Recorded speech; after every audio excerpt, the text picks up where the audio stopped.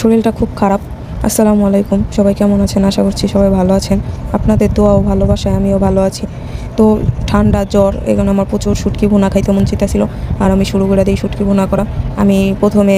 আমি মনে একমাত্র মানুষ যার কিনা জ্বর আসলে শুধু এটা ওটা খাইতে মন চায়। এখানে পেঁয়াজ দিয়ে দিলাম, পেঁয়াজ দিয়ে আমি তেল ছাড়া কিছুক্ষণ ভাইজা নিই। তারপরে এখানে তেল দিয়ে দিলাম, তেল দেওয়া ভাইজা কিছুক্ষণ ভাজার পরে আমি এখানে দিয়ে দিব রসুন আমি এখানে এক পা রসুন নিছি, বেশি করে রসুন নিছি আমি, কারণ আমার রসুনটা আগে আমি খাইতে পারতাম না, তো এখন আমার অনেক ভালো লাগে রসুন খাইতে। আমি মাঝে মধ্যে শুধু রসুন ওইভাবে ভুনা করে খাই। তো তারপরে দিয়ে দিলাম শুটকিটা আমি গরম পানিতে ধুয়ে নিছিলাম, গরম পানিতে ধোয়ার ভিডিওটা করি নেই। যাই হোক, কাঁচামরিচ দিয়া কিছুক্ষণ ভাজা নিব। ভাজার পরে যখন সামান্য লাল লাল হয়ে যাবে, মানে কিছুটা ভাজা হবে, তখন আমি এখানে দিয়ে দিব টমেটো দিয়া ভাজতে থাকবো।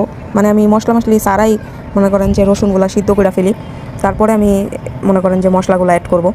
তারপরে দিয়ে দিলাম সামান্য পরিমাণ লবণ, পরিমাণ যে যতখানি খান আর কি, কম বেশি লবণ দেওয়ার পরে এখানে হলুদের গুঁড়া দিলাম। হলুদের গুঁড়া দিয়ে কিছুক্ষণ লাড়াচাড়ার পরে তখনই দেখেন কালারটা কি সুন্দর হয়েছে, তাই না? পরে মরিচের গুঁড়া দেওয়ার পরে পানি দিয়ে দিলাম সামান্য। তারপরের ভিডিওটা করতে ভুলে গেছি, দুঃখিত।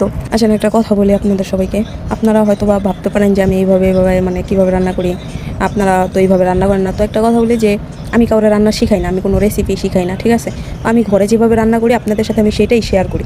আমি ঘরে যেভাবে রান্না করি আর কি, আমি সবসময় যেভাবে রান্না করি সেটা আপনাদের মাঝে আমি তুলে ধরি। তো আপনারা কেউ ভাববেন না যে আপনাদেরকে আমি শিখাইতেছি।